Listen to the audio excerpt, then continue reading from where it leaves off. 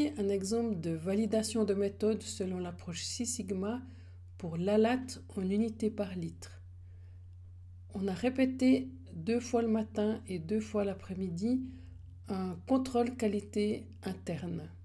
On a fait ça pendant une semaine. Ensuite, tous les jours, on a répété les analyses. Sur cette base, on peut calculer la moyenne qui vaut 53, l'écart type et le CV. Et vous voyez qu'on peut dessiner un diagramme de Levi-Jennings avec la valeur cible, les limites 1, 2 et plus 3 écarts types et les limites moins 1, moins 2 et moins 3 écarts types. Et vous voyez que les résultats sont bien distribués selon une jolie courbe de Gauss. Maintenant, pour connaître le biais, il faut connaître la valeur vraie de notre contrôle et on peut considérer que la valeur vraie, donc la valeur cible du contrôle, peut être une moyenne d'un groupe de pairs.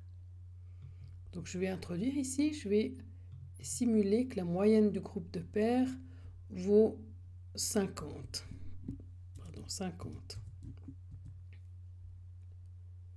Vous voyez ici en rouge la moyenne du groupe de pairs qui s'affiche sur le diagramme de Levi-Jennings et maintenant on a en gris notre propre moyenne à 53.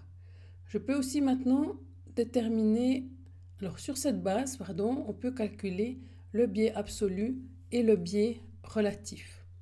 Si maintenant j'introduis l'erreur totale admissible de la latte, je peux par exemple prendre comme erreur totale admissible une erreur standardisée au niveau de mon groupe de laboratoire et par exemple elle vaut 15% pour les valeurs relatives.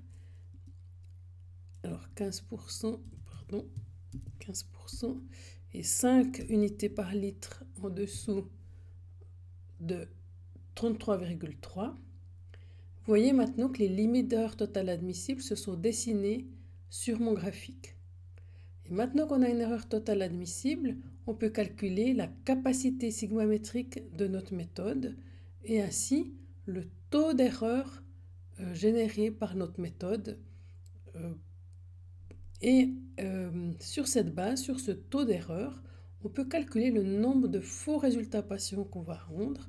Si par exemple j'ai 100 résultats de patients par jour,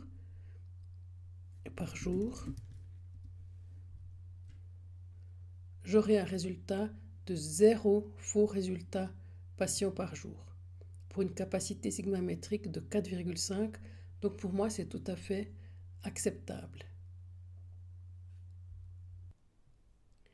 Et maintenant, si au lieu d'une méthode qui vaut 2% de CV, je vais obtenir un CV de 4,9%, vous voyez que déjà les valeurs sont beaucoup plus dispersées par rapport à la situation précédente.